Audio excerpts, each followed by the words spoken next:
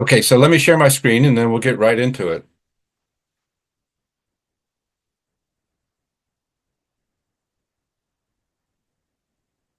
All right, so um, the NAACC, the workshop is going to go like this. I'm going to begin by talking a little bit about why we're interested in culverts and why there is an organization called the North Atlantic Aquatic Connectivity Collaborative. We can talk a little bit about how it started and how it's structured, and then why we got involved in doing culvert condition assessments to begin with. Then we'll spend some time talking about the protocol for assessing culverts that we developed as part of the NAACC and go through the field data form, line by line to make sure that people understand, what's intended and what it is that needs to be collected. Much of it is like just a checklist of things that you're going to be looking at and then checking off either adequate, poor, or critically poor. And uh, So much of this presentation is going to be just pictures of culverts, some of them adequate, some of them poor, some of them critical, some of them extremely critical, just to give you a sense of what to look for when you're out there if you're doing these culvert condition assessments yourself. Feel free to put any questions in the chat that you might have, and people will interrupt me if it would be useful to answer that question at that point.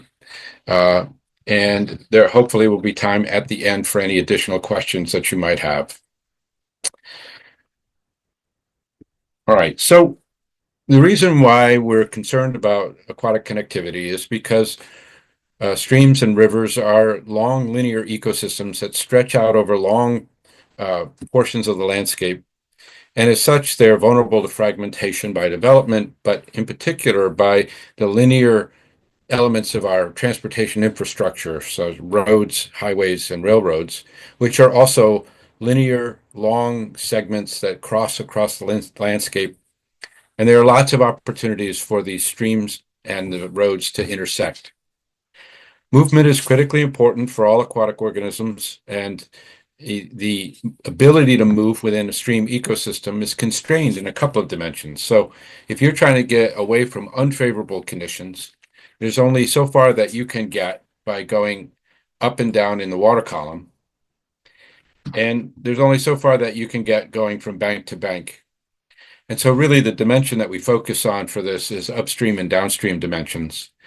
And getting downstream is not all that difficult, and sometimes it happens involuntarily when we have floods and storms where you've got a lot of velocity that sweeps animals downstream. Things like turtles might end up many kilometers away from where they began. So there needs to be the ability to move upstream, not only just to meet basic needs like spawning habitat and summer cold water habitat and things like that, but also just to keep things moving back to where they began, or else everything's going to end up in Long Island Sound or out in the ocean.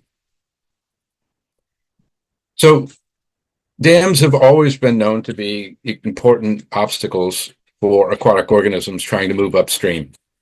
It's fairly recently that we began focusing on culverts and in some cases bridges, but in particular, culverts have a range of problems that can block the movement of fish and other aquatic organisms as they try to move upstream.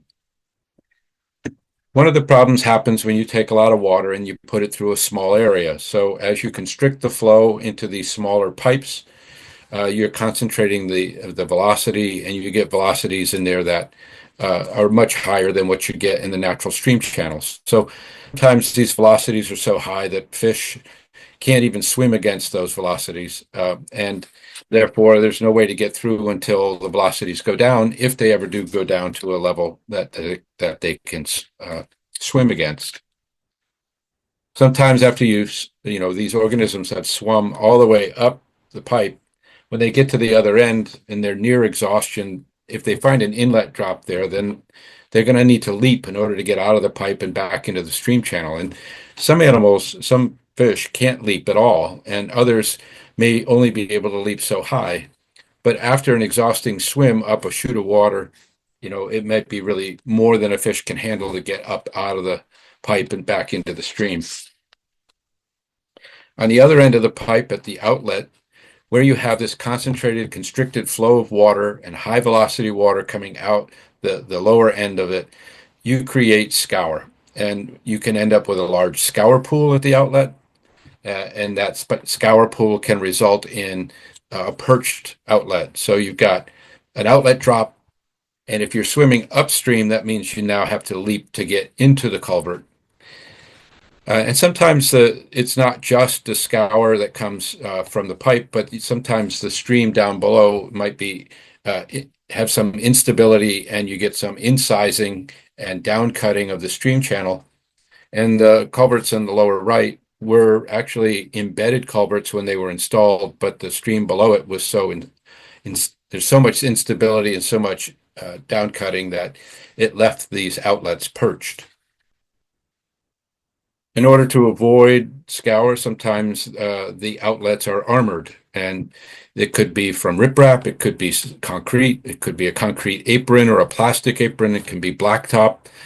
The picture in the lower left is actually a twin box culvert that I photographed in Connecticut, where they used blacktop asphalt, and about 15 feet or so of the stream channel was covered in asphalt, and then the outlet drop formed from scour, but not at the outlet of the crossing, but at the edge of the blacktop. So now you've got about a 2 to 3 foot outlet drop, which would require a significant jump for any fish that wants to move upstream just to even get into the culverts. In the upper right is a situation in western Massachusetts where concrete was poured in the stream channel to stabilize the channel. And so what looks like a chute of just normal, high gradient whitewater is actually an impassable section where there are rocks sticking up, but there are no pools that fish can use to rest as they work their way up this strong current. Occasionally, structures fail, and when they get replaced, they sometimes are actually replaced with something larger, which is a good thing. But if you don't have a constructed channel inside these structures, then you don't concentrate the flows at low flow. And so you can end up with water depths that are just too shallow for fish and other aquatic organisms to use. So as we think about these river and stream ecosystems, everything needs to move. And it's not just animals that move from the ocean to the headwaters and then back again, but just local movements within the stream segment that they're in is really important for a variety of things, for finding food, for finding mates, for finding shelter, from getting away from adverse situations, floods, droughts, water temperatures that are too warm, etc. But the swimming ability of these organisms vary greatly from brook trout, which are relatively athletic fish, to smaller fish like black-nosed dace, which, because of their small size, limits their ability to be able to swim against a strong current. When you get young fish, maybe even young brook trout, when they're adults, they're strong swimmers, but when they're small, they're less able to negotiate these strong currents. And then you have, salamanders, you have invertebrates. All of these things have to be able to move around. And when you look at a normal stream channel and you sort of wonder, okay, how do these small fish and how do these invertebrates move up a channel where you've got a significant gradient and you've got, stretches of whitewater? A key aspect about a natural channel is that there are a lot of different flow paths that animals can take to move upstream. So if you're a large-bodied fish, you're probably going to stick to the deepest part of the channel, what we refer to as the thalweg. And so that's one way that you could go. But as flows change, as the elevation of the water changes, you're going to get these pathways shifting around from place to place. So there's alternative routes. So if you're capable of burst swimming speeds for a short distance, you can get through a whitewater stretch as long as there's a pool on the other side that you can rest in, and then you can move up and do it incrementally. So the fact that there's multiple different pathways and that these pathways can change with the flows provides many different opportunities. It provides a diversity of velocities that these organisms can seek out, the ones that are best for them. And for the very small fish, especially the juvenile fish, you find them often hugging the stream bed right along the bank edge. And so because of the shallow water along the bank, you get drag from the bottom of the stream, you get drag from the bank itself. And this tends to be an area of low velocity where these smaller, weaker swimming species can work their way upstream by just hugging the edge. When you look at a typical culvert, it really lacks a lot of the things that make a natural stream channel passable. So you don't have a diversity of flows. You don't have a variety of flow paths. You don't have a bank edge area where you have slow moving water along the edges. Instead, you have a high velocity chute of water and then an inlet drop at the other end. And in addition to the aquatic organisms that we're concerned about, we also need to keep in mind semi-aquatic species that tend to move upstream and downstream right along the stream channel. So there are a variety of turtles, like wood turtles or riverine turtles. Snapping turtles will often move up tributaries before they move out to lay eggs. You've got stream salamanders like spring salamanders, dusky salamanders, two-line salamanders that tend to stay within the channel itself, even though they may be on the edges of the water. And then there are a variety of semi-aquatic mammals like beavers, muskrat, otters, mink, and star-nosed moles, which are good swimmers, but they often get around through the landscape by going upstream and downstream through the stream networks. These animals sometimes, they don't have to stay in the water, so they're not fully aquatic. So if they find an impassable culvert, it's not the end of the road for them, usually. But these animals, especially turtles, are really vulnerable when they actually go up and over a highway or up and over a busy road.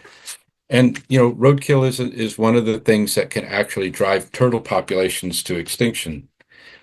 Turtles can live a long time. So the snapping turtle could easily get up to 50 years old, and this squashed Blanding's turtle could get to be 70, 80 years old or even more. They have low reproductive rates, but they make up for it in longevity. So the natural survival rate of adult turtles is typically quite high. But as they get hit by cars, you're adding mortality that can actually stress a population and can actually turn a stable population into a declining population. A lot of times people focus on big streams and they ignore the smaller headwater streams, but I think that would be a mistake because these small streams are actually quite important. Headwater streams make up a large percentage of the stream miles in any watershed. So somewhere in the neighborhood of 70 to 80% of the stream miles are in these headwater streams. Cumulatively, they provide more habitat than large streams and rivers. Sometimes they support species that are not found in these larger systems, and they often have high productivity, which is why you see fish moving up into these headwaters in order to lay their eggs. And so the juveniles can live in these shallow waters where there are fewer predators, and they can grow until they're big enough to move down into the larger streams. And in that way, they're important spawning and nursery habitat for a variety of fish species. When we look at the timing of when animals are moving around, so this is movement of various trout species, salmon, Atlantic salmon, brook trout, and brown trout in the Westbrook system in Whately. And you can see that there are pulses of movement that happen in the fall because this is the spawning season for brook trout. So you get movement here in October, you get a movement here again in October, September, October. But the other time when you see movement is in the summer. So this is July movement at Jimmy Nolan Brook. And here you can see August movement. These are movements from water that's warming up to try to get into the tributary systems where the water is cooler, where there's more groundwater influence. And the dark bars represent Jimmy Nolan Brook, which has an open culvert at the confluence with the West Brook. Whereas Mitchell Brook, with the gray bars, actually has a largely impassable culvert, or did have a largely impassable culvert right near the confluence with the West Brook. And you can see the number of fish that are able to move up into Mitchell Brook is much smaller than those that come up into Jimmy Nolan Brook.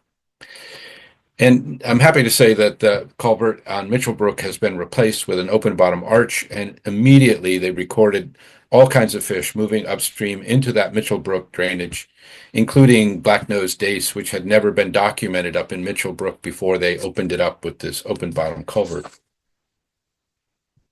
So when we look at a subsample of culverts in our database of crossings that are either single culverts or multiple culvert crossings. Looking at 6,000 crossings, we found that, the majority of them are barriers. Now, 53+% are moderate to severe barriers, and none of these structures actually provided full aquatic organism passage. Now, as we start replacing those culverts with open bottom structures, we can say that there are now probably out there culverts or open bottom arches that do provide full passage, but the vast majority of them still don't. If we look at a watershed like the Chicopee River watershed, which has got a lot of rural land in it, there's a lot of legacy dams in and around this watershed, and some of those are still in place and they're still blocking the movement of organisms.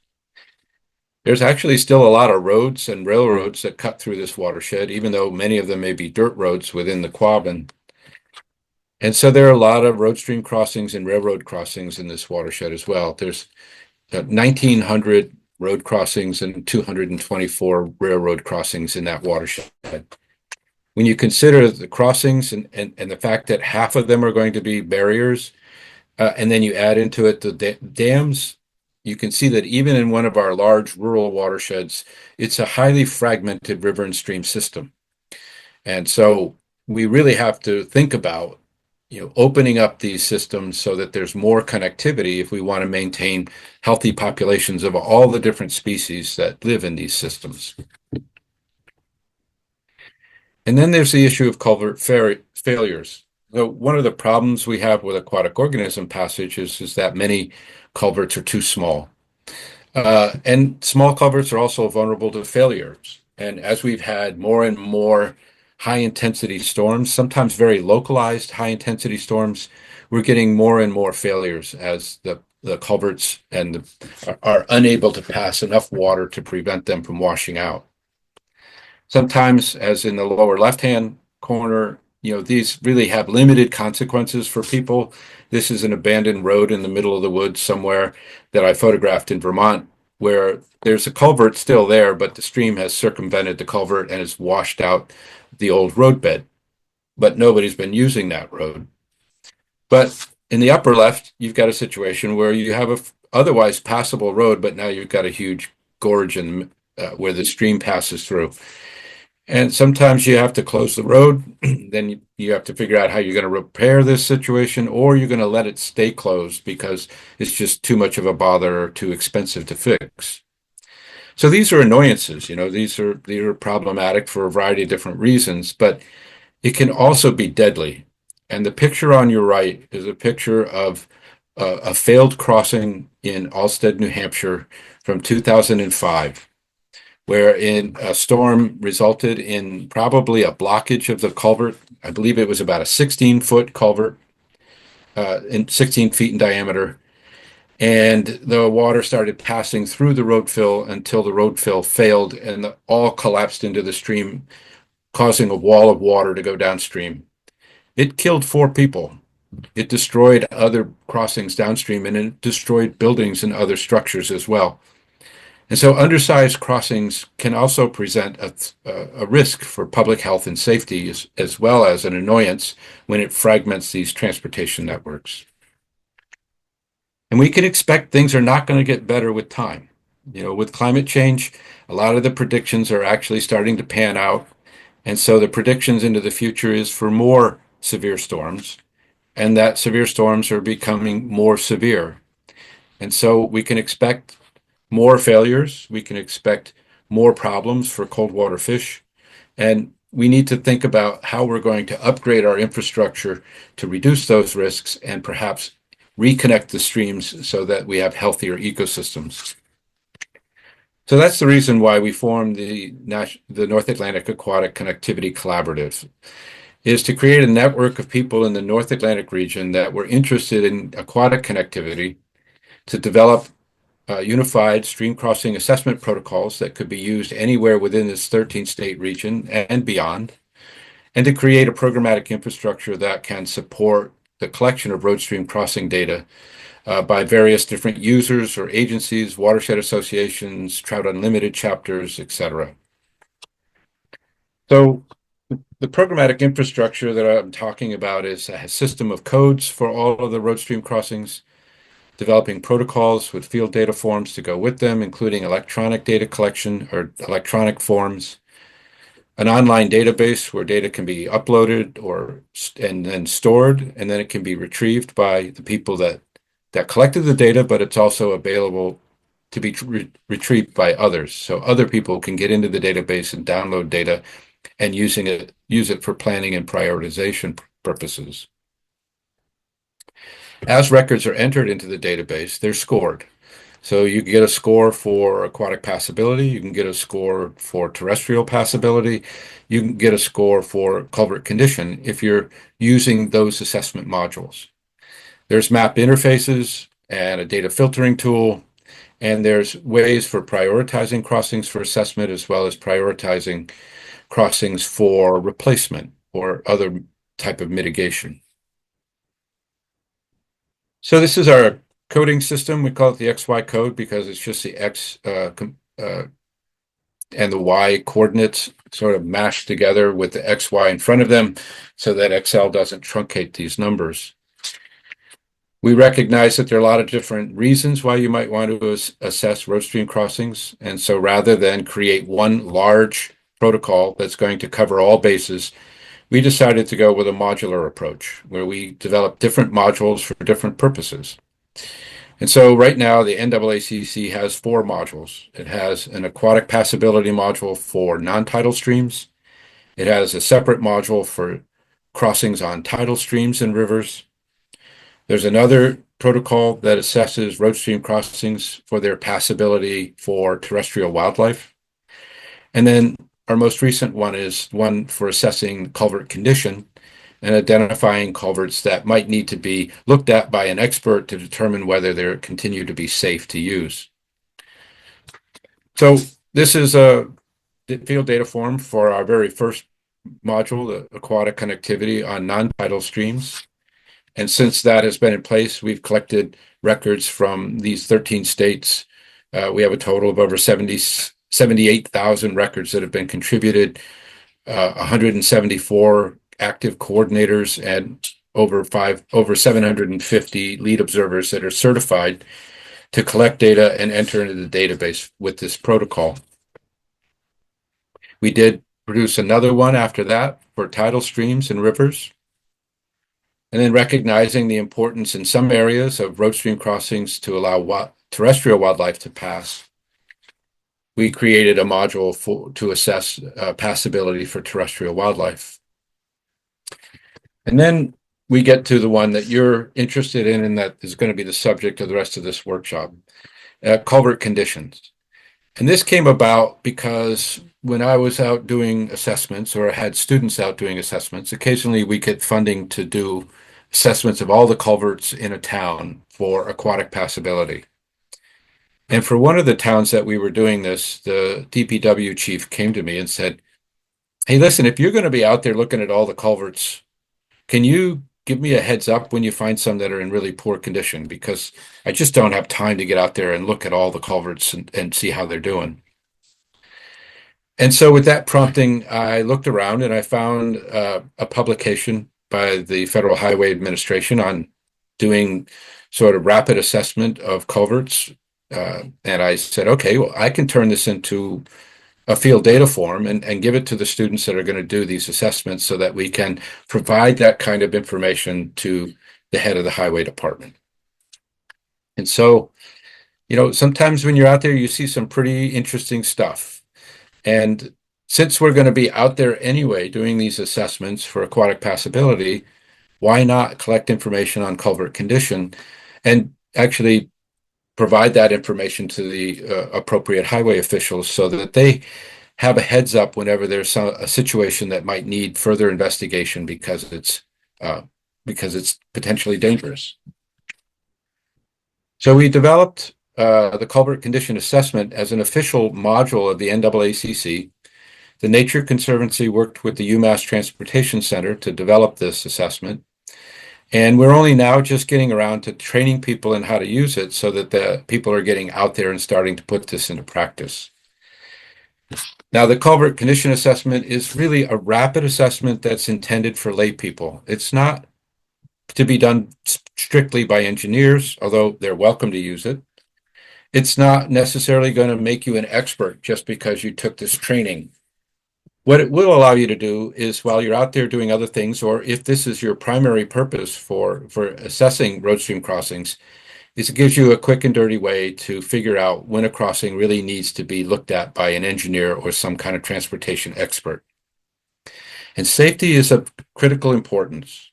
Since we're looking for structurally defective culverts, we don't want people walking through them or crawling through them because they're potentially unsafe. So this is intended as an ends-only assessment. And so in some cases, it's useful to have a powerful flashlight with you so that you can look into that culvert and see as much as you possibly can see, collect as much data as you can collect by looking only from the ends and not from within. So the way that we're organized for the NAACC is that rather than have everything run out of the central coordination at UMass, we have different levels of coordinators, and we have lead observers that, once they're trained and certified, are allowed to collect the data using our protocols and then upload it into our database. The lead observers are organized and coordinated by local coordinators, what we call L1 coordinators. And then sometimes those coordinators work under the supervision of a regional coordinator. And so in some states, they have a statewide coordinator that sort of keeps track of all the organizations that are doing these assessments and help to make sure that there are training opportunities, shadowing opportunities for people who want to be certified so that they can do these assessments as well. There's a handful of us, actually 3 of us at UMass, that are the central coordinators. And basically, the 2 people that typically answer any questions that come up while you're doing this are me and Bob English. And Bob is not a UMass employee, but he's a contractor. He's the one that maintains the database, what we call our NAACC data center. And he does a lot of the technical assistance for people that run into problems with accessing the database. The data entry is done by the lead observers. The lead observers collect the data in the field. They then, when they enter the data into the database, have to match the survey locations to XY codes, something that I will demonstrate later on in the workshop. And then, enter all of the other data into the database as well. And if they're using electronic data forms, then they can actually collect it on a smartphone or a tablet. And then you can do bulk uploads. You can upload multiple crossings at one time, but you still need to use our map interface to locate the XY code that goes with each of the crossings for the data that you just uploaded. The coordinators have responsibility for reviewing and approving records, so it's an opportunity just to look them over to make sure there are no obvious mistakes. For new lead observers, we recommend that coordinators audit, 10% of the first 50 records. So that's, 5 out of the first 50, just to make sure that people fully understand the protocol and know how to execute it in the field. Although field audits are not required for people that otherwise have a lot of experience in doing crossing assessments. And so this is the form. And this is what I'm going to be going through sort of in excruciating detail, sort of line by line, but also sort of demonstrating with photographs how to judge whether certain conditions are adequate or critical. So in addition to the field data form, which is on the left, there's also the assessment detail sheet, and then there's another reference sheet that you can take in the field with you. My suggestion is to take the reference sheet and the detail sheet, photocopy them back to back, and then laminate it and keep that on your clipboard. And this way you always have it handy with narrative descriptions of how you judge whether something is poor condition or something is in critical condition. All right, so moving on to go through the field data form. At the top, there's going to be basic information that is relatively intuitive. So, You have a crossing code, that's going to be the XY code that I showed before. However, if you're organizing volunteers or other trained technicians, you may want to have your own coding system to keep track of things within a town or within a watershed. And so there's an opportunity here where you can use this space here for local ID. Then there's date, name of the lead observer. If there's more than one culvert, you're going to indicate here. Otherwise, you're going to just put 1 for number of culverts. In terms of how we discuss these things, a crossing is where you have one road crossing one stream, and a crossing can have a number of structures. And so that might be culverts or that might be bridge cells. But if you have more than one structure, you're going to indicate that here. So number of culverts. Because this is really designed only for culverts and not for bridges, we use culverts instead of structures on the field data form. And then if you've got multiple culverts, then you're going to have a different first page for each culvert, actually a different sheet for each one. So you're going to have 1 of 3, 2 of 3, 3 of 3 listed there. Stream name, road name, a narrative description of your location, the name of the town, or if you're in a state like Pennsylvania, it might be more useful to put the county. And then you have state. The coordinates you need to record in terms of decimal degrees in latitude and longitude, enter the time and the weather, and then we get to crossing type. And for the crossing type, there are a variety of different options, and some of these may not be intuitive at all. But, there are bridges, culverts, multiple culvert crossings. There are fords, which we will talk about. And then we have these other categories: no crossing, removed crossing, a buried stream, inaccessible, partially inaccessible, and no upstream channel. So I'm going to go through and show you photographs of all of these things, but I also want to just talk a little bit about how some of the things that are going to be assessed at the inlet and at the outlet. So at the inlet, you're going to record any appurtenances that are there. So these are sort of additional structures that are attached to the culvert. So that could be a head wall, wing walls, a combination of head wall and wing walls, whether the culvert inlet is mitered to slope or projecting or flush or recessed. So these are all just ways of describing the inlet. There's an inlet shape thing that we'll talk about later. That shape, if you go to the reference diagram, will then show you also the dimensions that need to be measured: the width, the height, the water width or substrate width, the water depth, and in some cases, there's an abutment height that needs to be recorded as well. And then the inlet grade is just, is it at grade so that something swimming along can just get right in? It doesn't have to leap. Or is there an inlet drop? Or is it perched above the stream bed? Or in some cases, it may be clogged, collapsed, or submerged in such a way that you can't tell what kind of an inlet it is, and you can't really measure the dimensions properly. For the outlet, you have the same list of appurtenances. You have the same outlet shape and dimensions because the dimensions on one side can be different than on the other. The shapes can be different on one side than they are on the other. I've seen where they've widened roads and they've taken a round culvert and added a box culvert to create an additional lane or to create shoulders. So you've got a rectangular structure on one end and you've got circular structure on the other. And then when you get to outlet grade, again, it's at stream grade, but if there's an outlet drop, is it a free fall, a cascade, a free fall onto a cascade, or a similar situation where it may be clogged, collapsed, and submerged?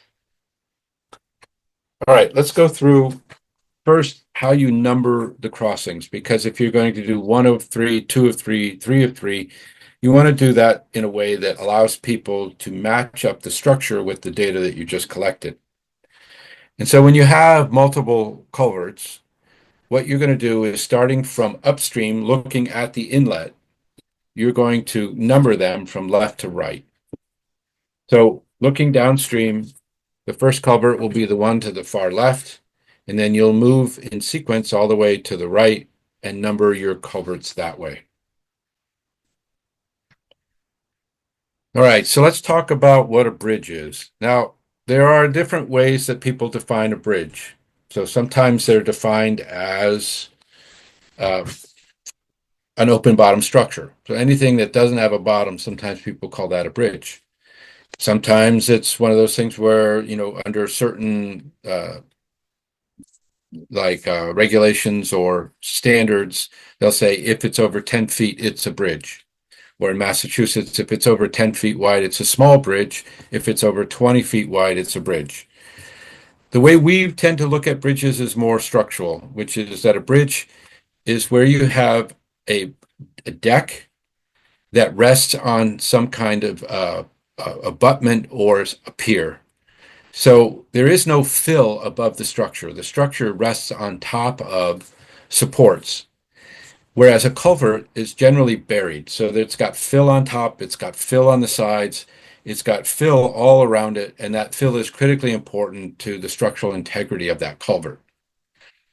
Now, sometimes when you get to arches, it gets to be a little confusing. So sometimes there are open bottom arches that are made from aluminum, and those are essentially culverts. They have to be surrounded with fill in order to maintain their structural integrity.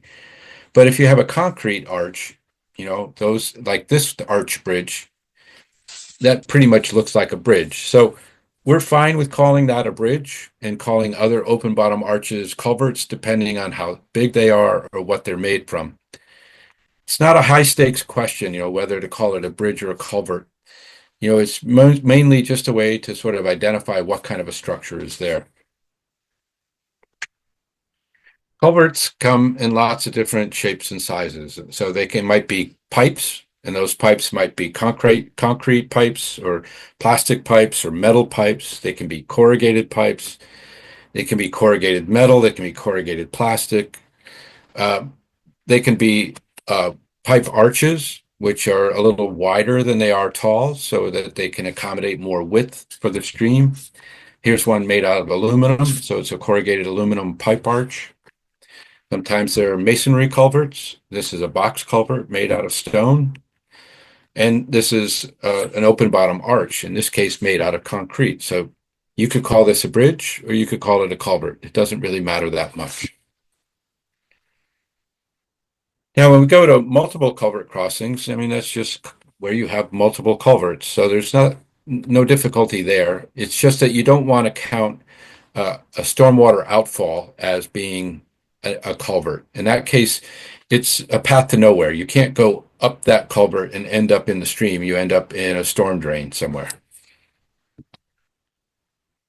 So sometimes you end up with some culverts that are up at higher elevations. Generally, these are flood relief culverts, and they're not very passable in terms of aquatic organisms, but they do pass water. So we encourage people to assess all the structures that are there. And in this case, there's 5. So there's 2 up high, 2 larger ones down low, and then another smaller one in there. So sometimes these come about when people use whatever's handy in order to create a crossing, and you can get all different sizes and you can get them at different elevations. Or you can get fun crossings like this where you have sort of a grab bag. So you've got a round culvert here, you've got a box culvert in the middle, and then you've got an open bottom arch on the right. Cute. A ford is a place where the vehicles actually travel right through the water. So unless they're dry, but they're going right through the stream channel. They're not going over the channel. They're going through the channel. Sometimes this is just slightly improved by maybe putting some rocks there so that it's not too slippery or too muddy. Or in the other cases, if they've got good firm bedrock, they'll just cross right over the bedrock right through the water.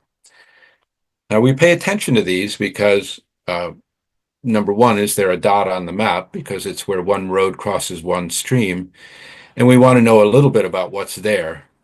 But also sometimes a ford is improved, and so it's made easier to pass by either having concrete to create a more stabilized stream bed in order to drive on.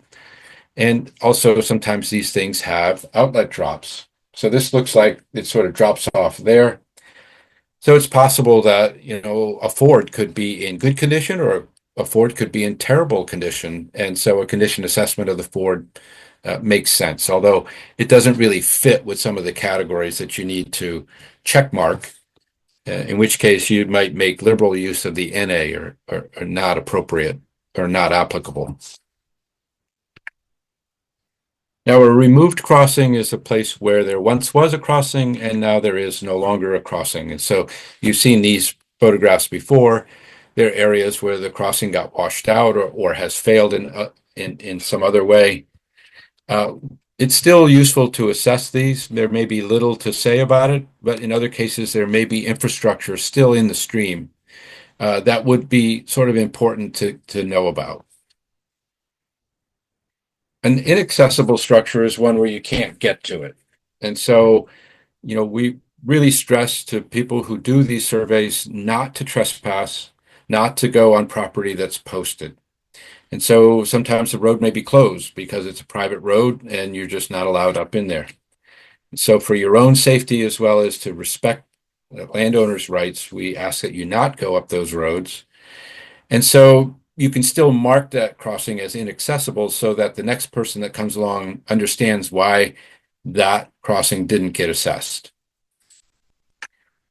We have another category for partially inaccessible. And so these are for when you can access a crossing, but you can't get access down to the inlet or down to the outlet well enough to collect the data that you need.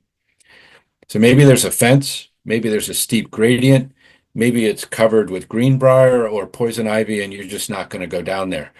But it's a way where you can take some information and put it on the data form, and then just indicate that you weren't able to complete the assessment because it's partially inaccessible. So you're allowed to enter data, but the validation rules in the database are going to be relaxed so that you're not sort of scolded for not getting all of the required information.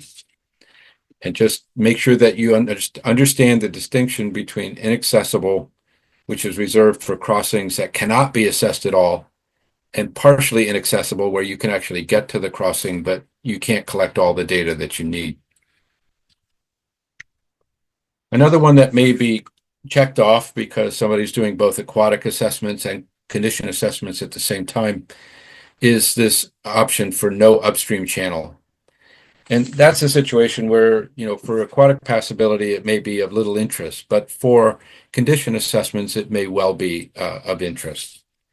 And so, these are situations where we tell people that if there's no upstream channel, you don't need to assess it for aquatic passability, but you can at least designate that the reason for why you're not assessing it. It doesn't mean that it wouldn't be useful to assess it for the condition assessment. I'm going to skip these other slides because they're more appropriate for aquatic assessment. And then this Culvert assessment reference chart that I talked about earlier, that you should have laminated and on your clipboard, that's going to have all the different shapes for inlets and outlets. And so you pick which of these shapes is most closely approximates the shape of the inlet or the shape of the outlet. And then you can see where the various different dimensions are identified that you need to measure for both the inlet and the outlet. And then again, at the inlet and the outlet, you're going to record any appurtenances that happen to be there.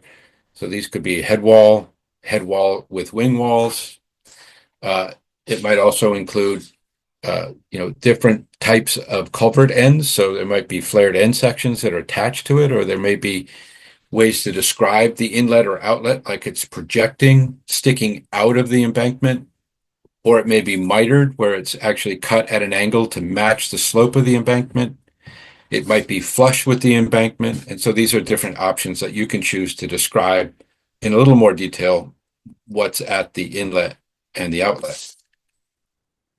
Sometimes you'll find scour protection, like aprons that are there to try to prevent scour. These are also considered appurtenances. And sometimes that scour protection is actually more like armoring. And so we talked a little bit about armoring, but you can see many different examples here. Riprap is probably the most common type of armoring that you find. And then a large part of the field data form is just looking at different categories or different elements of a crossing. And then, so for example, here you have structural alignment, channel alignment, level of blockage, the flared end section, the invert deterioration, buoyancy or crushing, et cetera, et cetera, et cetera. For each of these, you would then check off the most appropriate assessment category. It's adequate, which means maybe it's not great, but it's okay. Poor, and we'll talk about under what conditions you might check poor versus the next option of critical. Unknown might be just that you can't tell or you can't see it well enough to judge, or NA for it doesn't apply. So if you're doing flared end sections, if there's no flared end section, you would check NA. It doesn't apply. So you're going to do those assessments at the inlet. You're going to do them again at the outlet by just using this checklist. So the other part of the data form is performance problems. And so this is in some ways redundant with some of those other things, but it's a place where you can make note of things that you should immediately draw to the attention of whoever's responsible for that road or for that structure. So these are things that are, in such bad condition that you should immediately notify somebody and encourage them to go out and take a look. There's also photographs that you can add as well. And so generally we like to have pictures that show roughly what the condition is of the inlet and the outlet. But you can also photograph any other aspect that describes what you're seeing. So, if you're seeing gaps in the joints and you can get a photograph of it, that's great.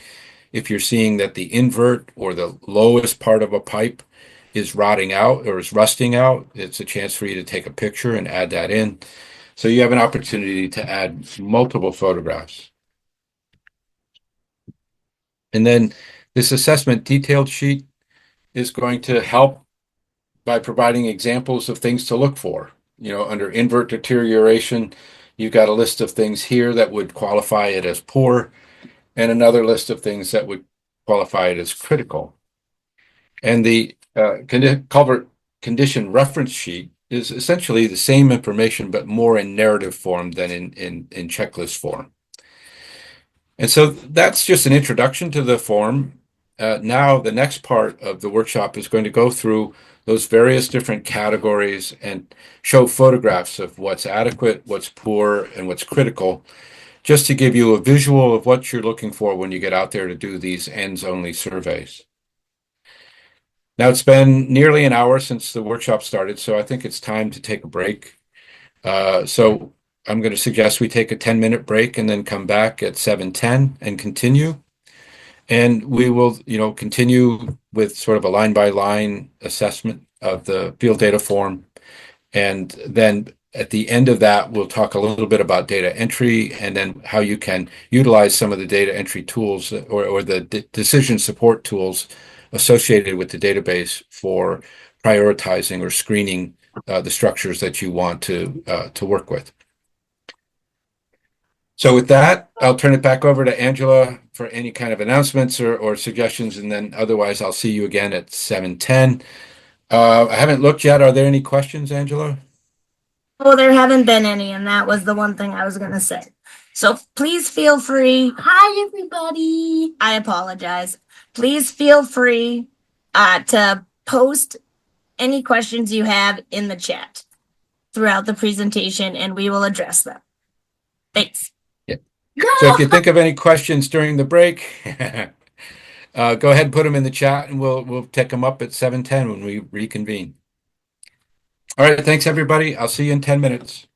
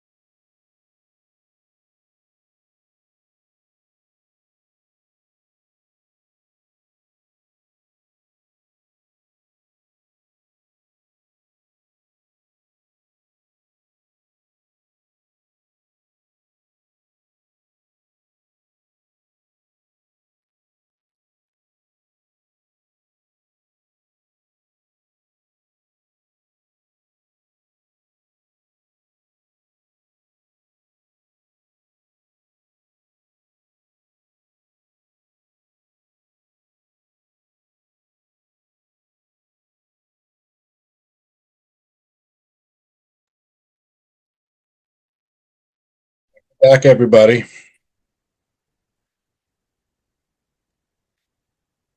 Hope you're all still awake out there.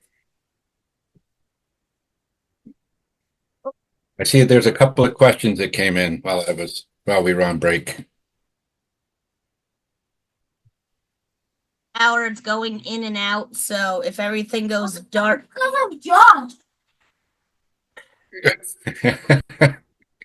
turn it back over to Scott while I figure out what's going on with my electricity. Yeah, good luck. Thank you. All right, so Couple of first question. questions. So, yeah, thank you very, very much. First question. I am in SC and interested in terrestrial crossing opportunities. Does this course apply to this type of assessment? SC, are you talking about South Carolina?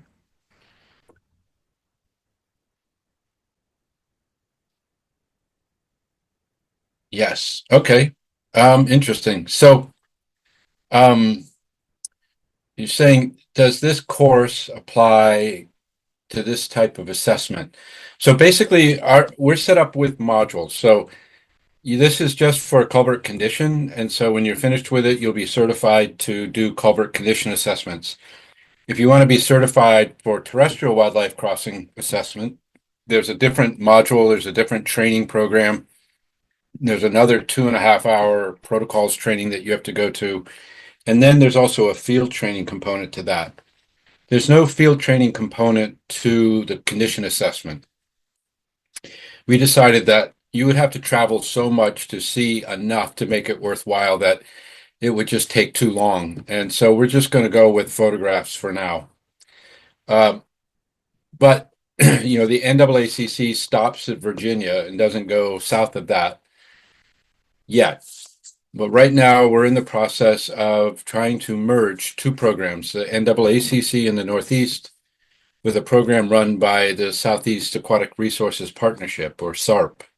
And SARP covers 14 states in the southeastern US, including South Carolina. So if this merger happens in full and it includes all four modules, then potentially in a year or two, there will be an opportunity to get certified for doing terrestrial crossings and to be able to enter those into our database.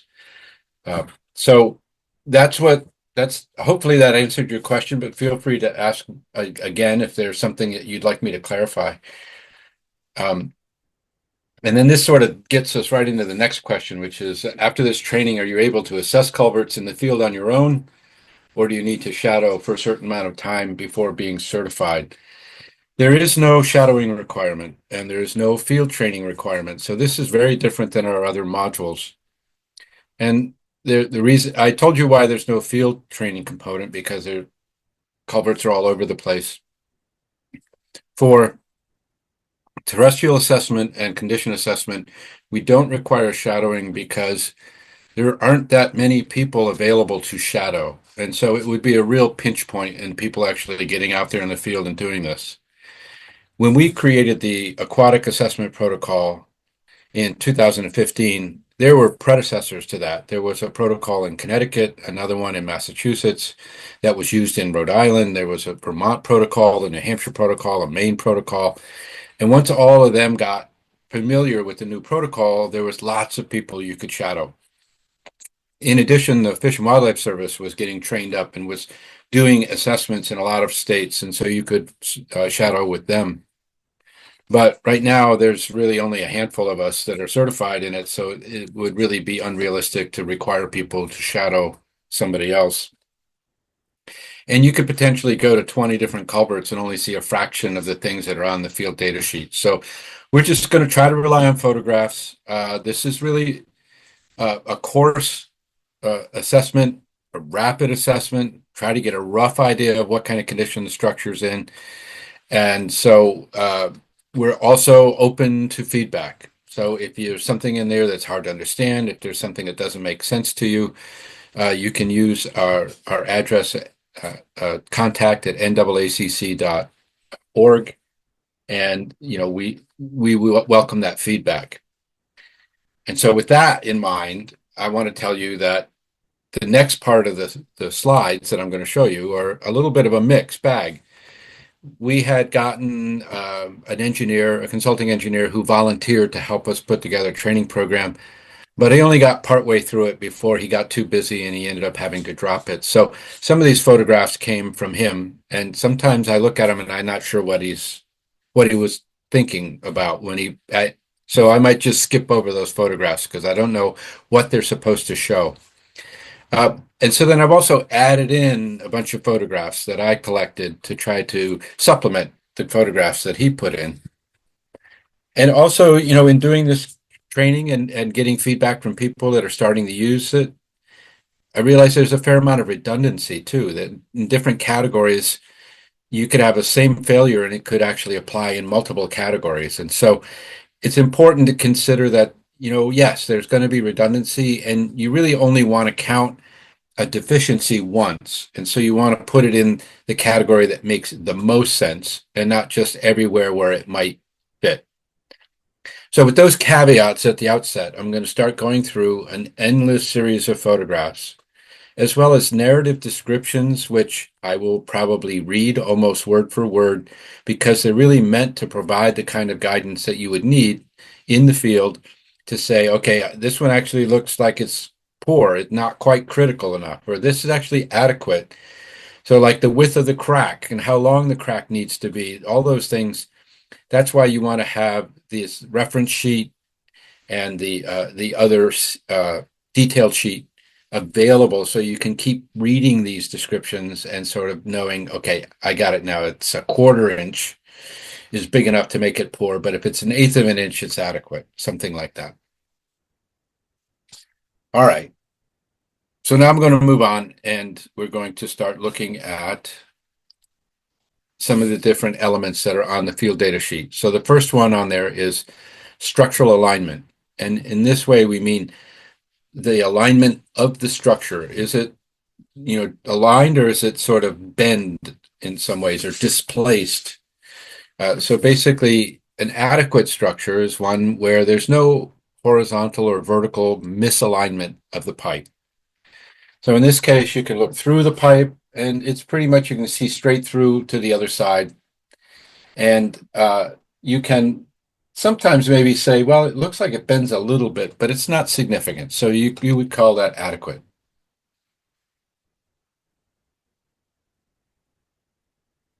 All right, I'm just reading Angela's note in the chat. So if you want to learn more about how you might shadow or get some experience working with somebody else, read her note in the chat. Okay, so that's adequate. So let's move on and talk about, poor. And what do we mean by poor? Well, in this case, poor means there's a significant horizontal or vertical misalignment of the pipe, but don't confuse that for something that was intentionally designed in. So I remember doing a culvert assessment in Worcester where there was a highway and you couldn't see through to the other side. And actually what it was is the pipe went for a certain distance and then it made a 45-degree angle and it continued on until the other side. It was not deformed or somehow displaced. That's the way it was built. So on the left, you can see, so the problem with this is what do they mean by significant? And that's where it's a judgment call. So there's a lot of judgment in this, so if it's a little misaligned, it's okay. If it's a lot misaligned, then it's going to be at least either poor or critical. And so on the left, you can see not only does it look like it bends a little to the left, but you can sort of see a little bit here that two sections of pipe are not actually fully lined up. And you've got a little bit of a discontinuity right there. And then on the other side for critical, you've got significant misalignment that results in a deformation of the pipe or an embankment roadway damage. So in this case, you can see it sort of squashed over to one side, and you've got a little bit of material leaking in. So this would be an example of, structural or longitudinal misalignment. And then I'm not quite sure what the picture on the left was meant to show, except that maybe this is just two pipes, but it looks like they're two different sizes, but it may be that one of them is sort of slipped lower than the other. And it's revealed once they excavated it, but you can't really, you might not have been able to see it from the ends. But this is, potentially the kind of alignment that would be not a good, but not terrible. In this case on the right, you can see a significant gap between the sections. And so that's, a significant misalignment resulting in deformation or roadway damage. The tricky thing is that later we're going to talk about the integrity of the barrel, and then we're also going to talk about seams and joints. And so the one on the right could be potentially labeled as a joint problem rather than an alignment problem. So you have to use your judgment about where you're going to record any deficiency that you find out there.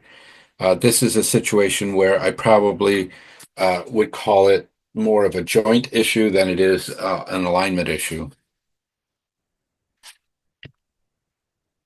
Now, there's another type of alignment that's of interest as well, and that's channel alignment.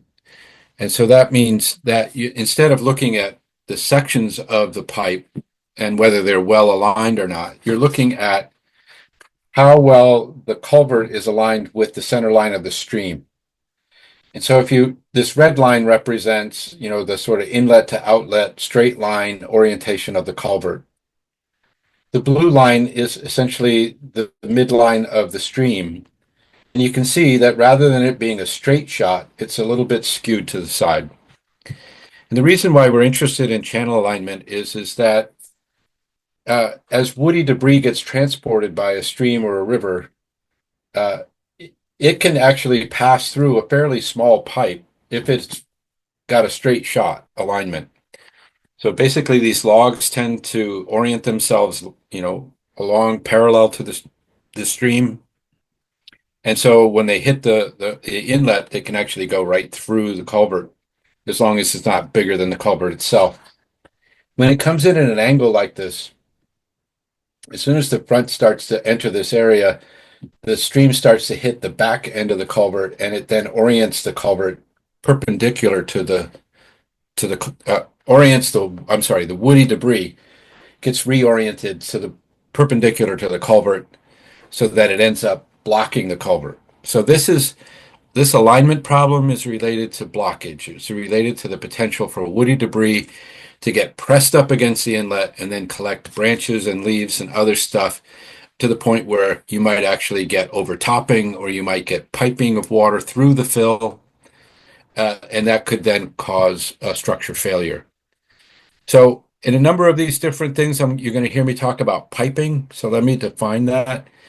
Piping is where you have water seeping through the fill rather than going through the culvert itself. So it might be going right along the outside edge of the culvert, or it might be going right through the fill because the fill is coarse enough.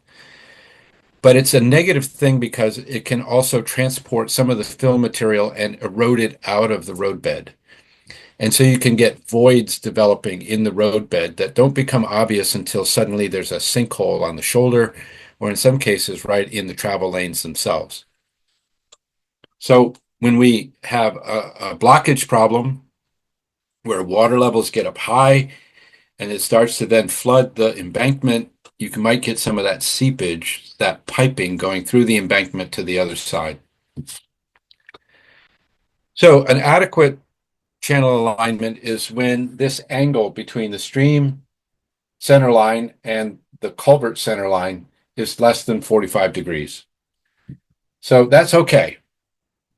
Now, if you have a wider angle, it's going to be poor if it's somewhere between 45 degrees and 70 degrees, and critical if it's greater than 70 degrees. So it's a relatively simple concept, but it's sometimes helpful to understand the purpose of it, so that if you're ever out there sort of wondering, should I call this skewed or not? One of the key things is that you really want to only record it if it's like within the first 30 feet from the inlet or the outlet. And really only the inlet is important in this case. The outlet is less of an issue. But if the skew is out here a ways and there's enough time for wood to reorient and come in straight into the culvert, then it's not a problem. So treat it as adequate. So here's an illustration of that kind of skewed inlet where water coming down here goes around the bend and then goes around another curve in order to get into the culvert. Here, if this piece of wood there ends up in the stream, it's going to go head first down the stream. It's going to have to turn itself. And then once it gets into the horizontal, gets perpendicular to the flow is going to hit the backside of it. It's going to press it up against the face of the culvert and cause a blockage. So when you do have blockages, sometimes the blockages with branches and leaves or logs, or sometimes it's actually substrate, where you've had an accumulation of soil or gravel or silt or whatever, and it starts to fill up the opening. So if you have an opening that's blocked either on the inlet side or outlet side, you want to make a note of that. And that basically you would label that as poor if the blockage blocks 30 to 50% of the opening. And then it's critical if it's greater than 50% of the opening. Now, one of the things to be careful with is that we now recommend that when people put culverts in, if it's not an open bottom structure, it should be embedded, which means that the bottom of the culvert should be buried and be below the level of the stream bed. Well, to a person, a lay person, that may look like blockage. The difference is that it's designed that way, and it's sized in a way that it can still pass the amount of water that it's designed for, even though the bottom is buried and there's substrate inside the structure. So what you need to think about when you see a situation like this, number one, is the vast majority of structures out there are not built as embedded stream simulation culverts. So most of the time it's going to be some kind of a blockage rather than something that's designed in. But if you do see it, it's really just a question of whether this amount of material in the pipe is impairing the ability of the pipe to do its job.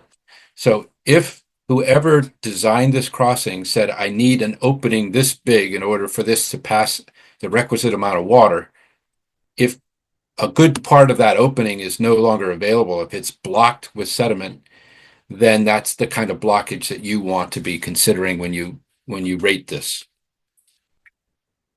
Here's another example, where you have blockage as a combination of substrate that's blocking it, sediment, but you also got some concrete that was up on the above, like sort of a head wall kind of situation that's fallen down, and that's probably also helping to trap some of the sediment.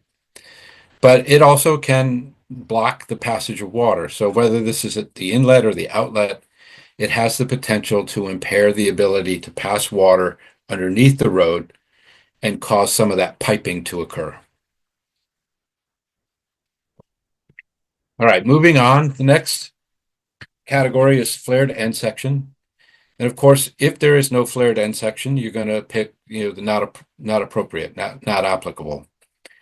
But an adequate one is one that's in its place and it's doing what it's meant to do, which is preventing scour. And there may be minor cracking, there may be some deterioration over time, a little bit of deformation. That's okay. A little bit of this, a little bit of undermining, which means that it's getting undercut in certain places, that's still considered adequate. It's poor when it's no longer doing its job. So if it's starting to fall apart where you're getting significant cracks, there's piping. Here's that word again, water flowing through the outside walls of the structure, along the outside walls, or undermining. If that affects 50% or more of the structure, if the end is crushed or separated from the barrel, then you're going to call it poor, unless it's really bad. So here again, it's subjective. So in this case, it's rotted through, it's rusted through all the way. It's not actually performing its function. It's undermined, the soil underneath it has eroded away. So you're getting either significant misalignment resulting in deformation of the pipe, or the embankment and roadway is showing damage because of water that's piping through. Again, feel free to put any questions in the chat, and I'm happy to look at them and try to answer them as they come in. All right. So this is a big one. This is an important one. This is one that's a common issue. So the invert of the pipe is the part of the culvert below what we call the spring line, the horizontal center pipe line of a pipe or structure. So it represents the lowest point in the internal cross section of that structure. Or if it's an open bottom structure, it's the stream bed or the floor within a structure or the channel. So if it's a box culvert, it's the floor. If it's a pipe, it's the lowest part of the pipe. If it's an open bottom structure, it's the channel itself. That's what you consider the invert. So when you're looking at that lowest part, you know, you might be looking at different things depending on what material that structure is made from.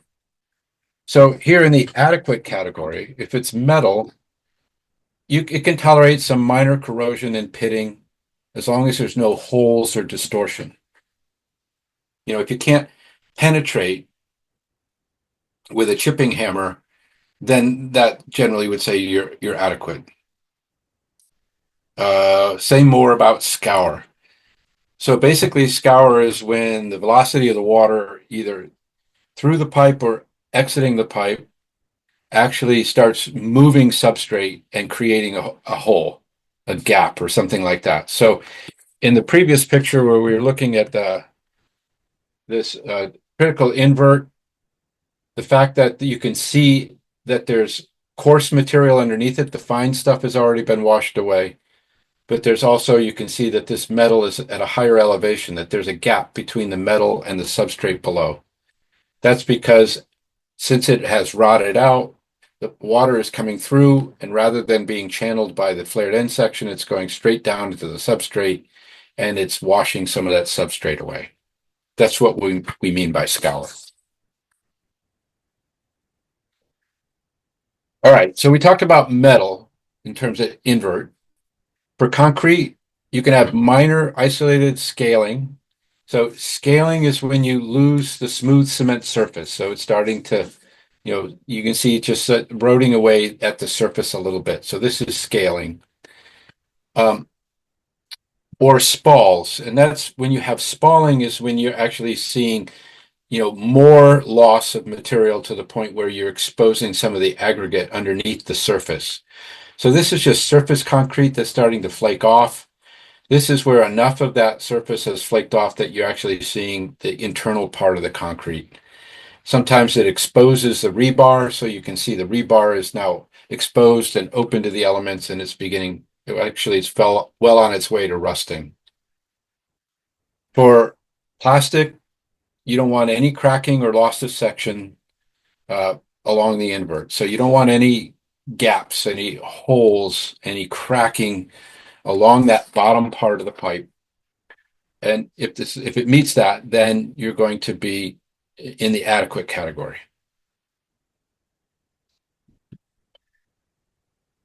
So poor, if it's metal, you're getting perforations, and in some cases, the connection hardware is starting to fail. For concrete, a poor condition would be where you're getting some heavy abrasion and scaling with exposed steel reinforcement, so some of that rebar is showing. For plastic, it would be when you're getting heavy abrasion or scour damage on the plastic. So the plastic is starting to wear thin because of abrasion. And for a masonry culvert, you're looking for displaced mortar. So the things that are holding the blocks together is starting to give way. Or if there are blocks that create holes in the invert area. So we're talking about the bottom of the box culvert in this case. And then for critical, it would be when you have holes or section loss with extensive voids beneath the invert and or embankment or roadway damage, or you have holes or gaps with extensive infiltration of soil, bedding, or backfill material. And so in some cases, it may have rotted out to the point where there's no invert remaining at all. So in this case, it may be that this culvert is like completely undermined, because it is rusted out and the invert is gone. And as a result, in this case, you have other problems as well. You've got cracking along the side, and this infilling, the fill material from the road fill is starting to leak into the culvert. and then will be washed away. So if you have fill that's leaking into the culvert, then that fill is not below the road anymore. So that's where your voids start to form, and that's where you can end up with sinkholes or other kinds of damage.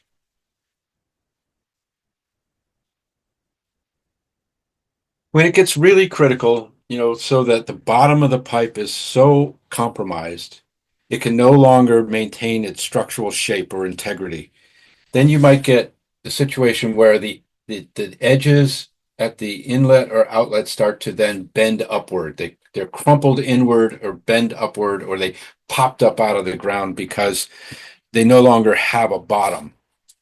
So this is sort of an extreme version of that, and that's something clearly that you would label as critical.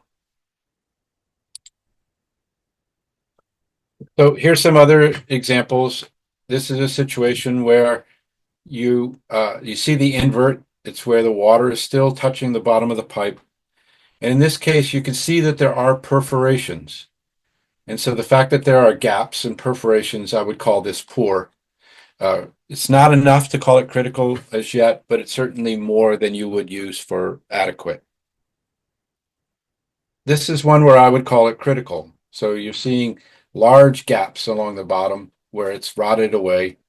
And this is where you're starting to get, losing the structural integrity so that the walls and other things can start to bend up if it goes much further than this. More examples. This one in the upper left, I would consider that would be poor. The one here where you have a metal pipe and you're showing a little bit of the bottom, the reinforcement, you might call that poor, but it's sort of borderline between adequate and poor. There's no holes yet in the bottom. Same here on the bottom right. You can see that there's a lot of rust, but you're not seeing any holes yet. So this is where you would call it adequate, but you might want to keep an eye on it because its sort of covering has already sort of been eaten away and it's opened up the metals to rust. In the lower left, you can see actual holes in the invert. And so in this case, it's probably at least poor. You would want to look at that hole and see if there's a lot of material missing underneath it. Is there a void forming underneath it? If there's a void underneath it, I would consider it critical. Buoyancy or crushing. Now, even though I did the precursor to this assessment protocol, I wasn't involved in developing the final version that was part of the NAACC module. So the one question I can't really answer is why buoyancy and crushing got combined as one category. But they did it that way, so this is the way that we'll treat it. But buoyancy and crushing are totally different things. Buoyancy is when water is exerting a force that's pushing the culvert up to the surface. It's starting to provide upward pressure, causing the culvert to lift. Whereas crushing generally happens if there's downward pressure. So I can understand that in both cases you're dealing with pressure, upward pressure or downward pressure. But crushing can be, caused by just too much weight or by, a structure that's getting a little weak in its old age. So adequate is where you see some hydraulic uplift, but it's overcome by a combination of the weight of the pipe, the weight of the fill material, or the water that's in the pipe. So, you might see a little bit of lifting, but it's not going to go any farther.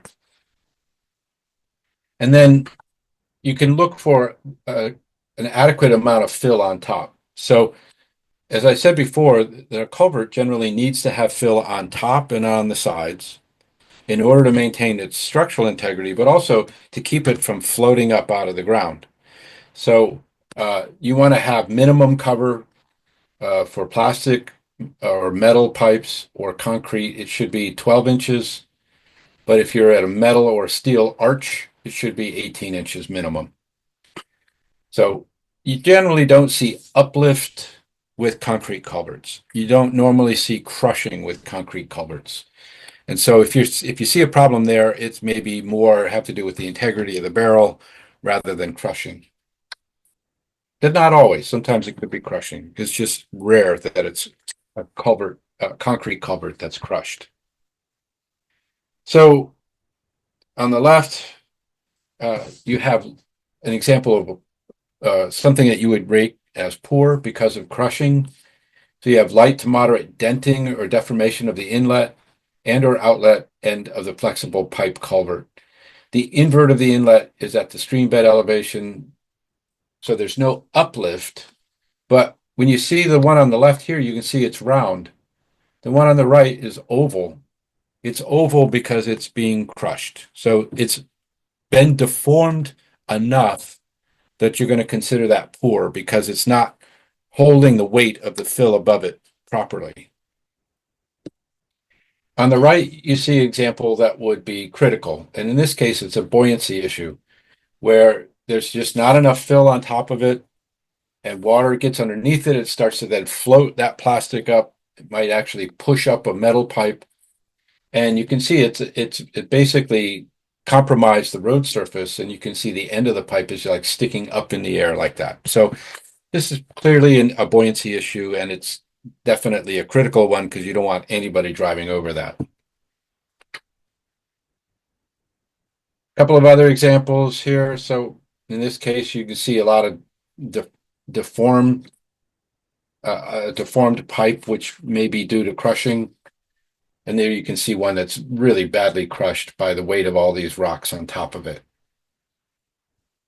So again, you're going to need to use your judgment in terms of how you distinguish poor from critical. But if you're ever tempted to say, I'm not driving on that road anymore, then you would probably put it in critical. A couple of other examples. You got this situation, which is clearly a situation where you got part of the pipe have been crushed. It's sort of separating at the seam, but the big problem is that it's been crushed. This is one where I was out there with a Mass DOT person looking at this one, and when she looked at it, she said, I'm not driving this stretch of highway until that's fixed. So this is an example. It's about a 6-foot diameter culvert, and it's so badly crushed inside that you can't see through it anymore. And I'm happy to say it has been fixed, so you don't need to worry about it anymore. It's not out there lurking to try to gobble you up. It's a bigger structure now, and it's better for aquatic organism passage, and it's also a safer place as a result. All right, next is cross-sectional deformation. And so in some ways, isn't this the same as crushing? Yeah, it probably is a lot like crushing. So I'm not sure why these are separate, but perhaps there's a reason. And since I'm a wildlife biologist and not an engineer, I just don't know. In this case, adequate is that there's minor distortions isolated within the pipe, resulting in a flattening of the invert or the crown. So the invert is down here at the bottom, the crown is at the top. Sometimes you can see where they've been compromised. They've been flattened a little bit because of pressure, either from above or below, mostly from above. If you have isolated sections that are slightly asymmetrical, that's not a problem. So when you're thinking about distortion of the shape of the pipe, if it's a round pipe, you would expect the height and the width to be about the same. If it's being deformed in terms of its shape, it's probably going to be wider than it is high. So if the span dimension is within 5 to 15% of design, in other words, if it's oval, but it's only 5 to 15% away from where it would be, that's probably okay. So that would be adequate. So here's some examples of deformation. The one on the left, I don't know if that's due to crushing. It sort of does look, it's flattened the crown a little bit, but it's also deformed around the edges. But this one, you can see it's sort of deformed from the bottom. I'm not sure how that happens. And then it's also deformed, flattened a little bit at the top. So maybe this is why it's in a separate category, because what's at the bottom may be not so much crushing as some other dynamic that's going on.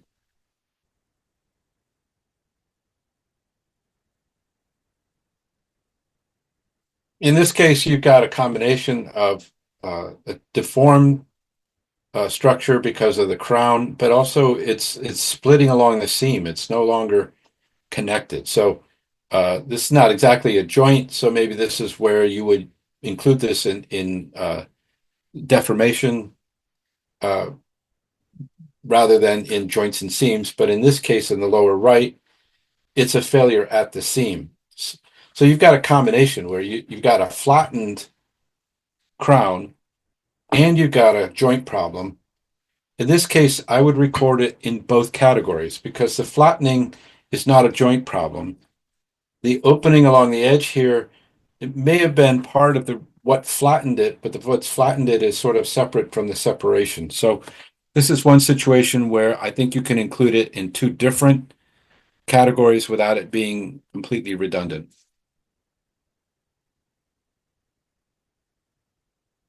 Here's another example. You can see that it's much wider than it is tall, and it looks like it's gotten squashed down. So this is a deformed pipe. It's flattened on the bottom, but it's also crushing. So you could put it in either category, deformed or crushed. And then these are ones that I don't think anybody would doubt that they're critical. So you can see that they're fully compromised. They're completely deformed in terms of what shape they should be. They look a lot like they've been crushed. So here's an example of a concrete pipe that has been crushed. All right, so we talked about deformation. Now we're talking structural integrity. So you would think that if it's deformed, then it has compromised integrity, and that may be true, but there are other ways that the barrel can lose its integrity. So, for example, it can be cracking. So here's a crack a longitudinal crack that runs, from inlet to outlet direction. Here's one where you've got some holes developing on the sides. So these are still minor problems, though. So this falls into the adequate category. So longitudinal cracks are less than 1/8 of an inch wide, and spalls are up to a fourth of an inch deep, but not any deeper. That's for concrete. For plastic, you get minor isolated rip or tear caused by debris, but it's less than 6 inches in length and less than 1/2 inch in width. Minor cuts or gouges to the end sections from maintenance or construction activities, those will still keep it in an adequate category. And for metal, minor cracking around bolt holes or seams at isolated sections. So you're seeing a little bit of damage at the seams or at where the bolts are, but it's minor if it's sort of isolated and not systemic all the way through. All right, pour. You have open cracks in the concrete that are greater than 1/8 of an inch wide. So in this case, you can see a 1/4 inch crack. So that's going to then bump it into the pour category. Any significant infiltration of soil or leakage of water would then bump it into the pour category unless it was extreme. Then it would be critical. Spalls greater than 1/2 inch deep with exposed rebar showing, heavy rust staining, or exposed steel reinforcement in the sides and top of the barrel. So you're starting to see to the point where you're getting some of that metal reinforcement either starting to rust in place or starting to be exposed and then rusting. For a masonry culvert, that you see blocks that are either displaced or they're missing entirely, and not just at the bottom, but also along the sides. For plastic, several splits, tears, and cracks greater than 6 inches in length, with significant deformation or liner and wall buckling. Openings in the pipe cause loss of backfill material. So this is where you're looking for voids behind those openings, or you're seeing infiltration. You're actually seeing the soil leaking from outside into the structure. For metal, significant cracking or deterioration along the bolt holes and isolated seams of the plates that make up that metal culvert. So this is an example of why you want to have those reference sheets handy on your clipboard, because when you go to a structure and you're starting to see damage, you're like, okay, now what is it that's in a metal pipe that I'm supposed to look for? What is it I'm looking for in a concrete pipe? Have that reference sheet handy so that you can look it up again and say, okay, for concrete, it's 1/8 of an inch wide. For plastic, it's 6 inches long. Okay, I got that. For critical, in general, where you have cracks, tears, splits, bulges, holes, or section loss, that leads to extensive infiltration of embankment material into the structure, or evidence of structural failure, voids, or you're starting to see sinkholes or other kind of embankment or roadway damage. For concrete, severe cracking and spalling greater than half of an inch on culvert walls. Sections of the culvert are partially collapsed or major corrosion of the rebar in the culvert, in the concrete. For plastic, you got cracking, splits, punctures, or tears over 6 inches in length and over an inch wide, openings in the pipe causing a loss of backfill material. And metal, severe cracking and deterioration along the bolt holes and along the seams of the plate. So here you can see a tear in a plastic culvert. Here you can see sort of losses, where big chunks of the pipe are missing. So these are both critical. All right. Other examples. Here you can see that 1/4 inch crack that pushed that into the poor category. And then you can see when you ever see something where you say, oh my goodness, I don't really want to drive over this, put that in the critical. Here you can see where you're getting some corrosion and some deterioration around the bolt holes in the metal pipe. So here you're getting it pretty consistently at the bolt holes, but you don't see holes. You're just seeing a lot of rust and a lot of staining. So this is poor. In this case, it's going to be critical. So along these bolt holes, now you're seeing gaps forming and they're starting to line up and to look like a crack. You can see again, bolt holes starting to open up and create gaps and openings. Here it is again over here. Additional photographs. So in this case, the invert doesn't really look all that bad, although there are some gaps here. So you might put here that you call this poor for invert, but you can see there's also gaps here along the bolt holes. So I would add that it's poor in terms of the integrity of the barrel as well. So I would put this in both categories because you've got two problems. You've got openings along the side and you've got openings along the bottom.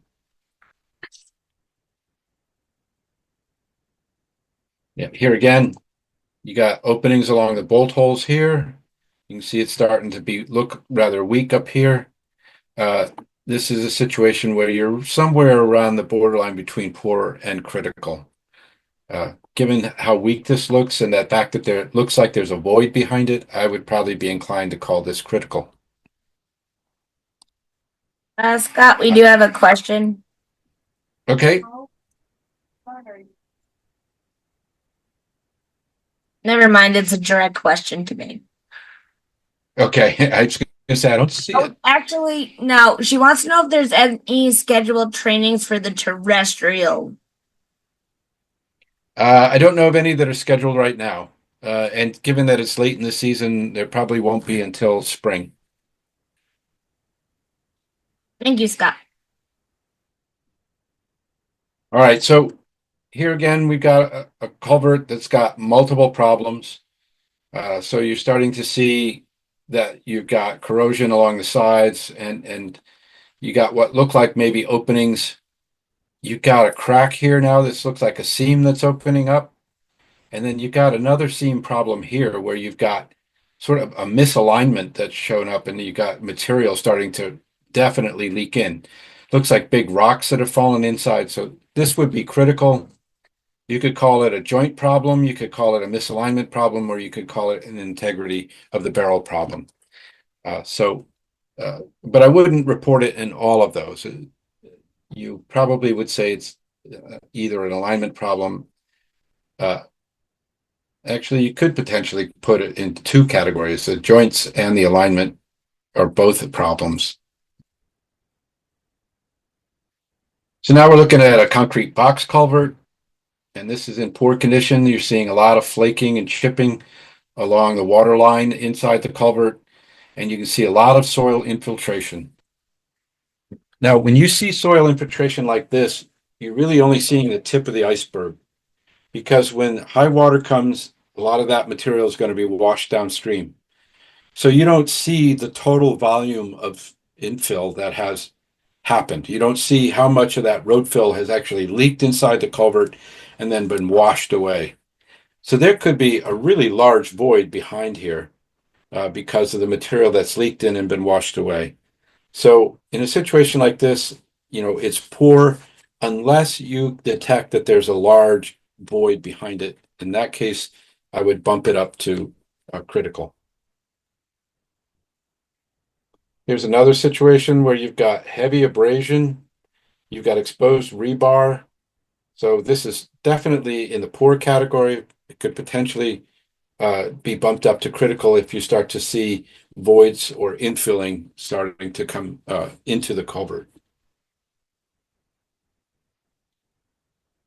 Again, with concrete, you're looking at crack size, or width. So if it's greater than a quarter inch, it's in the poor category. If you've got exposed rebar where you can see that it's rusting, it's starting to deteriorate, that's going to bring it into poor as well. Next category is joint deterioration. And so in this case, you're looking for places that, where the structure should be contiguous. You're starting to see gaps forming. So you're starting to see here some openings along that joint. You can see here a little bit of separation. And then you got another one there. So this is, so either starting to settle and then the pieces are starting to sort of separate a little bit. So these are poor. These are not terrible situations, but they're not good either. And then here you can see the infiltration is actually occurring at the joint. So this is now opened up enough so that you're getting infiltration. And again, this is just the tip of the iceberg. There's been a lot more fill come in that's been washed away by the water current. Now, another element that's poor, in this case, this is we're here at the integrity of the barrel again. These are circumferential cracks. So we talked about longitudinal cracks. They run lengthwise down the culvert. And these are ones that are radial, that run along the inside of the culvert around from top to bottom. In this case, it's poor. In this case, critical.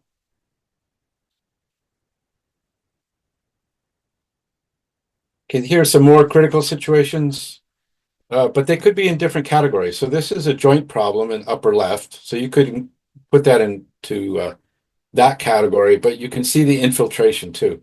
So all this soil is now leaking into the structure, and it can be creating voids, which then will manifest themselves in a sinkhole at some point in the future, in some cases.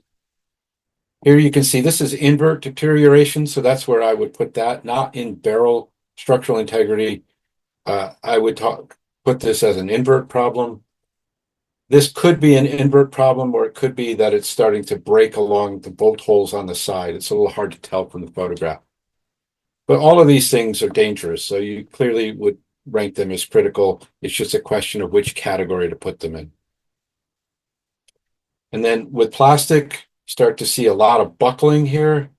Here you're seeing tears. When you got tears, multiple tears, then you're going to really be concerned about that and put it in the critical category. This next one is a structure that I went to when we were doing the assessment, and I found it sort of puzzling. I didn't know what category to record it in, but it was something that certainly made me nervous. So this is a masonry culvert, and I don't believe there's even any mortar in there. I think it's a freestanding masonry culvert. And there's this, I don't know, what did I call it? It's like a shelf. It's basically this important structural element that's holding up all of those rocks above it. And it's cracked. So you can see a significant crack here, and it extends up, and it looks like it could crack further. I'm not an engineer, so I don't really know. Is this really a problem? Is this critical? Is this poor? But it certainly makes me nervous. So it really deserves to be looked at by a structural engineer who can look at that and say, yes, it's cracked, but it still has its structural integrity. It's not a problem. I would hate to think that you would just sort of say, well, I don't know what it is, so I'm just going to put unknown and then have this thing fail because it'll be a catastrophic failure and everything's going to fall into the stream. This is a really high gradient. This is a waterfall, actually. So basically, the water falls down into the entrance, flows through the entrance, and then falls down the other side. So this has got some significant current at high water. So I would probably put this in the category of the integrity of the barrel because I don't know what other category to put it in. All right, so now we're at joints and seams for real. So adequate means that everything is all, linked together with no voids at all. So you can have some minor separation of the joints up to an inch, minor backfill infiltration, but anything more than that, you're going to get into poor category.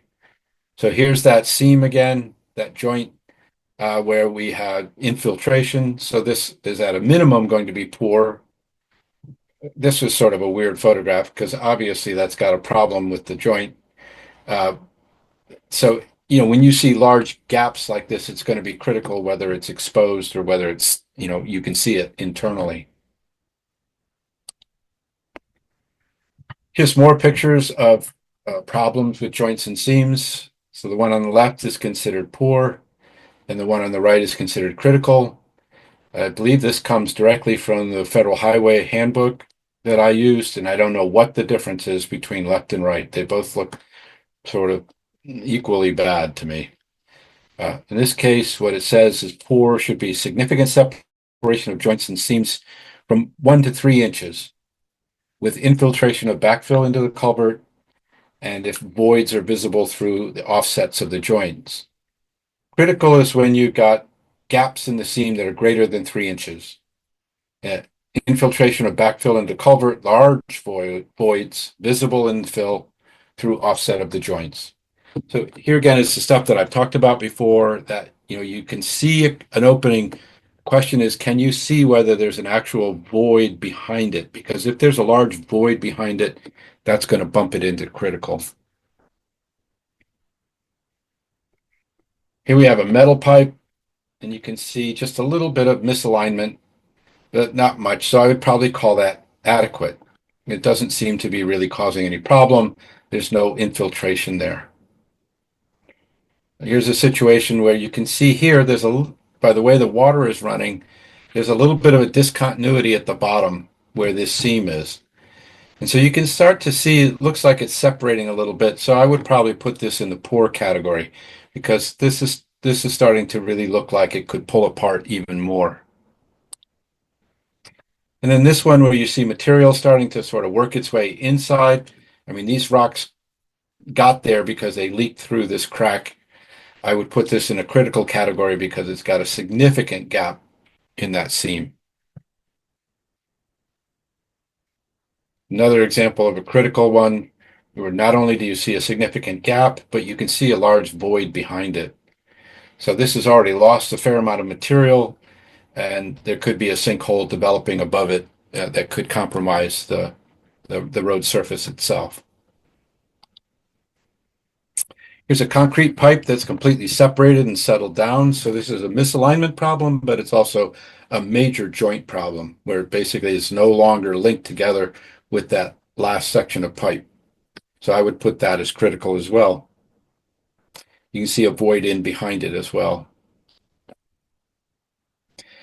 So footings are something that you're going to get with a bridge or an open bottom arch. And so basically a footing is a way of sort of maintaining some kind of a strong foundation that you can then anchor the structure to. And it's generally got to be deep enough to avoid scour so that scour doesn't get under the footing or that's going to cause it to fail. So we would look at the condition of this thing and consider it adequate if there's minor to moderate deterioration of the foundations or footings. Now, this is usually going to be concrete or stone. So if it's concrete, it's minor or moderate cracking, scaling, or spalling. That's, basically the stuff you're seeing along the side here.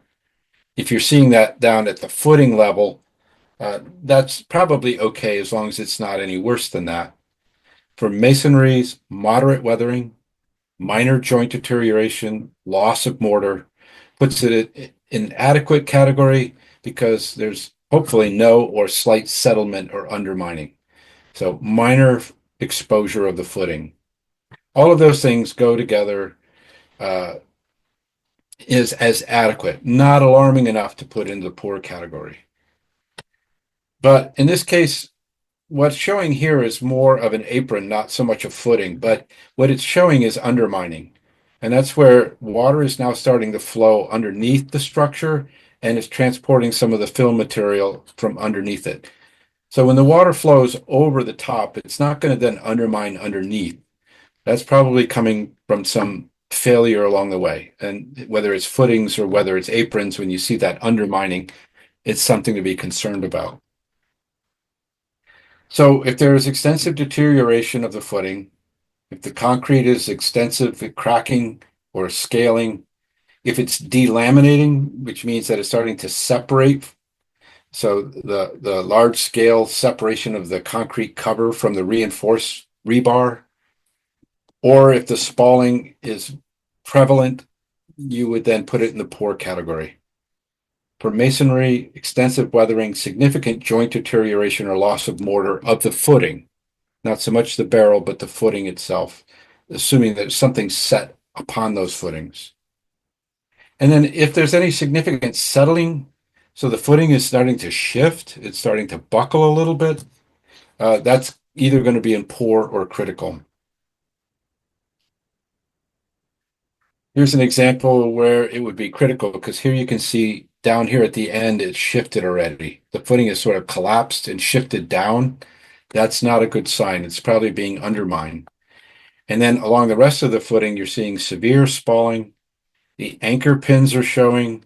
The footing is exposed. This is the reason why you would put it in the critical category. The structure is starting to completely separate from the footing down here. So severe critical deterioration, function or structural capacity of the culvert has been severely impacted. Immediate repairs or structural analysis may be required. And so you can see concrete, severe cracking, scaling, delamination or spalling. And for masonry, severe weathering, failed joints or displaced masonry blocks in the footing. And again, delamination is where the concrete is separating from the rebar. All right, now we're moving on to appurtenances, head walls and wing walls. So there's a head wall, it's minor spalls and cracks, less than 1/8 of an inch wide, no exposed rebar or surface evidence of rebar corrosion, minor settlement of the wall. So all of that is adequate. It's poor when you start to see this separation happening. So the metal and the head wall are starting to separate, and you're also seeing some significant cracks in the head wall. So significant spalls or cracks between 1/8 to 1/4 inch in width, exposed rebar with corrosion, significant settling of the wall. That's why you're seeing this here. It's critical if you get extensive deterioration and loss of concrete, corrosion of the rebar, and extensive section loss. So extensive settlement of the wall. Here they're showing, this where it's collapsed in. This looks more to me like a failed wing wall. It could be a failed head wall where it's just fallen into the stream. Here's another example where you see some significant cracking. You got another crack starting over here. It's starting to separate a little bit. So I would put this in the poor category. Here you can see that collapsed wing wall or the collapsed head wall. So this is a situation that's pretty bad for the wing wall or head wall, but this happens to be on the downstream side, so I wouldn't really be too worried about it. You might rank it as poor, whereas if it were on the upstream side, you might call it critical.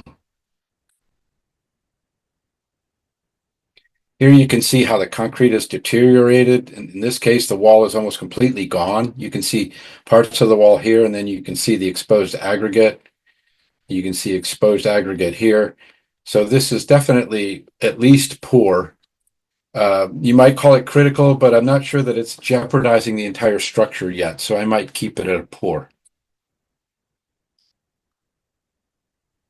Here you can see half the head wall is gone and the entire wing wall on one side is gone. So again, this is more of a concern on the upstream side. So I might call this poor, but if it was on the upstream side, I might call it critical. Other problems here, you can see that it's being undermined. In this case, it might be from the water coming out of the pipe, so it may not be piping through, but there's also a gap here underneath the concrete pipe. So I suspect there might be some piping going on as well. And then this is a situation that doesn't look good, but it's a little hard to figure out how you would characterize it. So the head wall is clearly showing some wear and tear, and the rebar is exposed and the aggregate is exposed.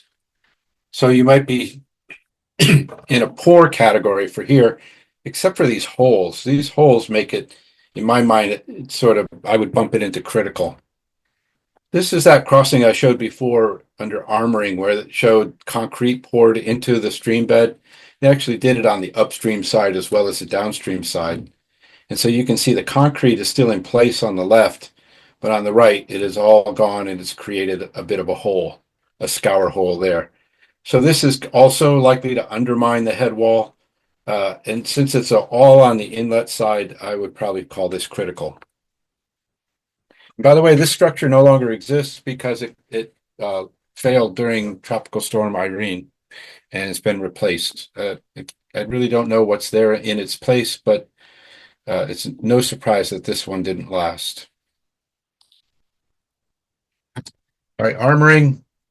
Armoring is there for a reason, and even though we might think that it's a bad thing to have riprap in the channel, if it's there to prevent scour and it's not doing its job, then it's something that you need to note on a condition assessment. So it's adequate if the stream bed and the stream banks are reinforced well enough with a covering of rocks, either natural or engineered material, in other words, riprap, or gabion baskets or something like that.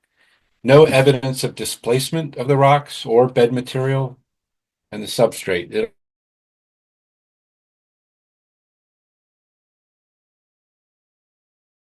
is when you have significant displacement of your riprap. So assuming that this had been riprapped, now a lot of it seems to have washed away, and now you've got this significant outlet drop instead.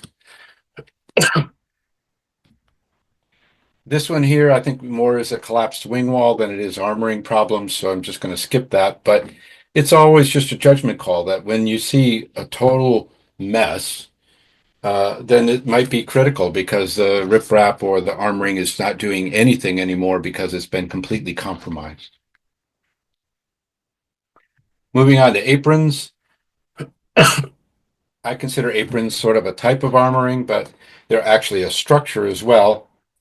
And it's adequate if there's only minor undermining of the culvert and small scour holes, some deterioration of a joint between the apron and the head wall. Here you can see there's aprons and there's armoring all at the same crossing. And the apron is poor if it disappeared. So if there used to be an apron here and it's gone, or if you have a scour hole and you should have had an apron, you could mark that as poor. You can see it undermining the head wall, and you can see the scour pool that's developed at the outlet. In this case, this one's critical because it's basically overhanging the stream bed because it's been undermined. So a lot of this soil is gone.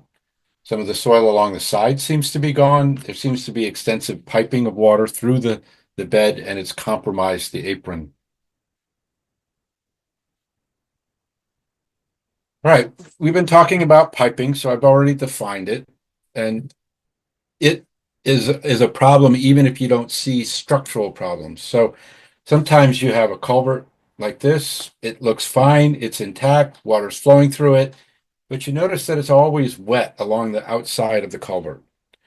So that might indicate that water is seeping around the outside of the culvert through the fill instead of going through the culvert. So most of the water may be going through the culvert, but you're also getting some piping along the outside of the culvert.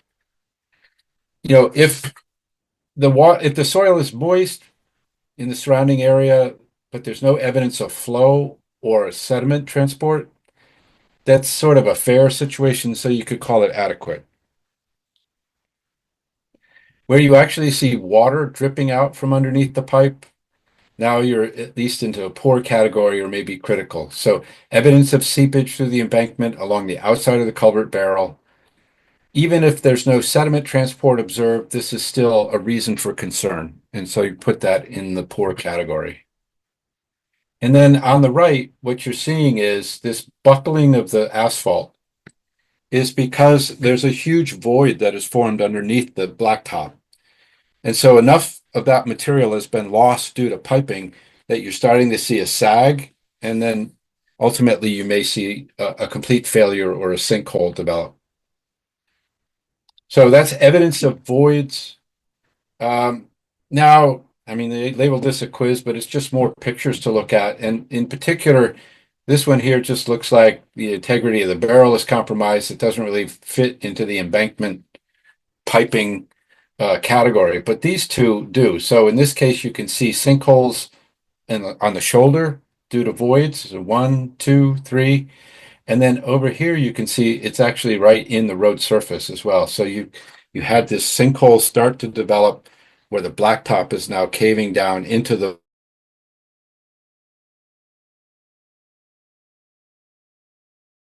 So those are critical, but for different reasons. And then when you see, something like this, where you've got this huge void underneath a culvert, you pretty much know that it's not because of the water flowing out of the culvert. There's water flowing underneath it, and it's washed most of the fill away. So this is an extreme example and something that I would definitely mark as critical. All right, now we've gone through the field data sheet, and so just in wrapping this up in the last 10 minutes, I want to show you the database, something about data entry, and then the data filtering tool that we have that can help you make sense of this information after it's been collected and put in the database. So this is the website for the database. We call it our data center. So it's www.naacc.org. And you can go there, and anybody can go and click on search crossings, search the database, and then download data. But if you want to add to the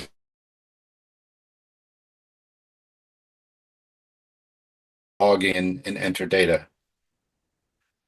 So data input can be via paper forms. So you go out there and you record it on paper, and when you get back and you open up the database, it'll give you a data entry screen where you can fill in all the information and you can upload your photographs. For electronic data entry, you can collect the data in the field on your device. Then you can do a bulk upload of all the different entries all the different records that you collected. And then all you have to do is locate them to their appropriate XY code. Now, there's a problem with Apple products. So basically, iPhones and iPads have limited memory.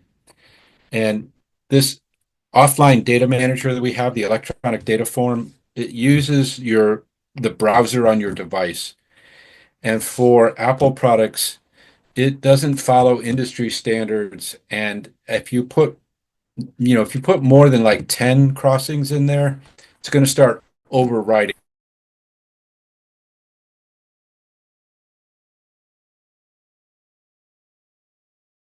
You're going to overwrite data that you'd already collected. Other kinds of things are fine. So other kinds of devices don't have that same problem. You can collect lots of data and then upload it when you get back to the office. Now, when you do data entry, the first thing that you're going to enter is the GPS coordinates. So you put the coordinates in before you even do any of this other stuff. And then you click on View Map, and it's going to pop up a map that shows with a red star the location of your GPS coordinates. And generally, GPS coordinates have some level of error in it. It's not going to line up perfectly in most cases. And that's why we need you to then determine whether this red star belongs to this black dot or to this black dot. And so what you do is you just click on the star, and then with your cursor, you drag it to the crossing that it belongs to. When you release the cursor, you're going to get a message. So this says you successfully selected a crossing code. If you're happy with your choice, click OK and close the map and return to the data entry form. If not, click cancel and try again. So what this does is it tells you that, okay, we're now going to assign the crossing code for that dot to the data that you just entered, if it was electronic upload, or the data you're about to enter if you're doing it from a paper form. Now, if we look at an aerial of this same location, so here are the same two crossings, here's the red star. Maybe what you were doing was assessing a crossing, but it was neither of these crossings. But if you follow the stream up, you see it crosses this old farm road here. And so if you had done an assessment of the culvert here, now instead of dragging your red star to one of these dots, you're going to drag it to that location. And that's going to allow you to create a new crossing with a new crossing code at that location. So you move it over to this location, drag the red star. When you release it, it gives you this message. It says, if you were trying to drop your red star onto a crossing, either a black dot or a green marker, you did not get close enough to the center of the crossing, so click cancel, zoom in, and try again. So that's if it's just a near miss while you're trying to get it onto a black dot or a green dot. But it goes on to say, if you want to add a new XY code to our database at the location of your red star, click OK, close the map, and return to the data entry form. So as soon as you click OK, it's going to take that location, it's going to create an XY code, it's going to populate your data form, and then you can add the rest of the information.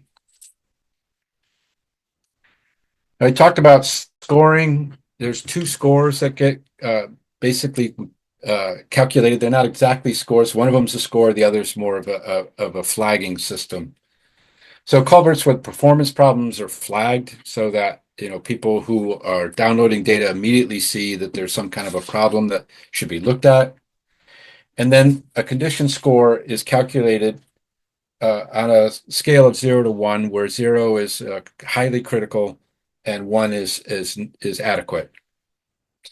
So basically, we use three variables: variable 1, variable 2, and variable 3. And then the minimum score of those three, whichever one is lower, that score gets assigned to the crossing. But if there's any part of the data sheet where you chose unknown instead of adequate, poor, or NA, or critical, it's going to add the words not fully assessed to the score.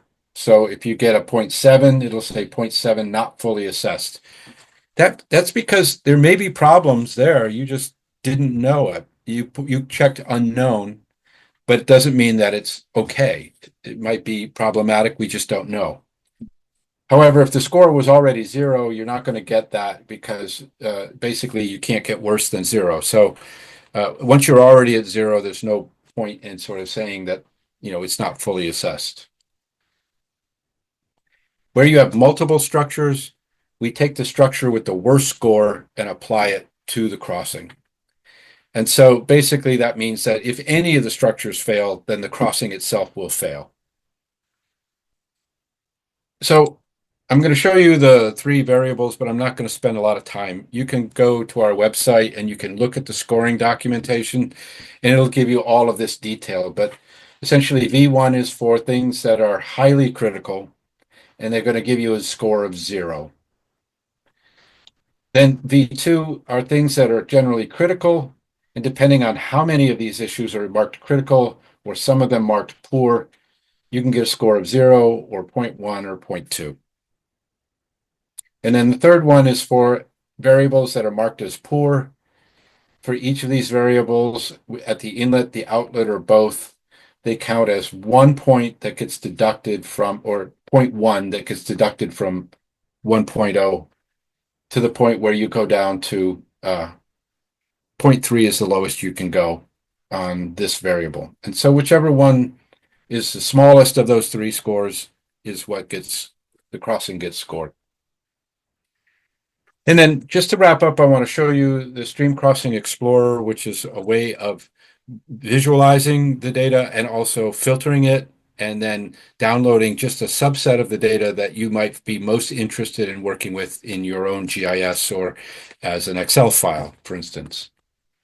So this is the database where we do the assessments, and over here where you can search for the assessments that you want. So in this case, there's a box here that shows all the different data sets. So we have the NAACC Aquatic Passability Assessment, but we also have assessments from other aquatic passability protocols as well. But you have to select the right data set in order to use this. So if you scroll down, you'll see that there are other ones in there, and one of those other ones is Culvert Condition Assessment. So you would click on that, Culvert Condition Assessment, and then you would do your search based on that data set. So in this case, we're showing, a search that has been done. You can map the results. And if all you get are black dots, what it shows you is that there's actually no crossings that have been assessed in that geography or in that town. But it's still useful because you can zoom in and it shows you all the XY codes. So if you're a coordinator and you want to try to direct people to specific crossings that they're responsible for, you can, do screen captures and use this map as a way of sort of indicating which crossings you want people to assess. Other options down here, you can see this is where you can download CSV files for just the basic data or for detailed information from the assessment. You can also download a shapefile so that you can import it directly into your GIS, or you can then map the results. And if there are colored dots show up, these colored dots are basically coded based on the scoring. So this map is based on the aquatic scoring. So the color codes are based on how much of a barrier it is. For the condition assessment, it would be based on how good or bad the condition of those structures are. And if you zoom in, you get the XY codes as well. If you click on one of these dots, you can pull up the data from the database, including the photographs, as well as all the data that were collected. If you want to do a search and use the Stream Crossing Explorer, you can just check this little box, and it'll give you a different series of windows that you can use to search your state, and then cities and towns or watersheds. And then you click Map with SCE, and it will bring up this page. So this shows you all the different attributes that are stored for all the crossings in the area that you're searching on. And so some of these come directly from the NAACC database. So you have aquatic passability converted into an impassability score. The terrestrial passability is now converted to an impassability score. And structural risk is a version of the condition assessment where turn condition, we reverse it around to risk of failure, structural risk of failure. There's data that are part of our critical linkages analysis, have to do with connectivity restoration potential, cold water restoration potential. There's anadromous restoration potential for anadromous fish that's based on the Nature Conservancy's analysis. This information comes from the EcoSheds web environment, where you have information about trout habitat suitability, stream temperature, and stream temperature resistance. Stream temperature resistance is how much this water temperature resists changes due to changes in the air temperature. So where air temperature changes and the water temperature changes along with it, you have low resistance. But when air temperature changes but the water stays cold, that's generally a stream that has high temperature resistance. And then there are other elements of risk of failure that are not yet incorporated into the tool, but we've made room for them for some time in the near future. Just to illustrate how this filtering tool works, I'm going to focus on the Massachusetts portion of the Deerfield watershed. You see all of these dots are color-coded by their passability for aquatic passability, and there's the panel of attributes that I selected for this example. So we're looking at connectivity restoration potential, stream temperature resistance, structural risk of failure. What we're going to then use is this charts tool where we can add attributes to the filtering tool.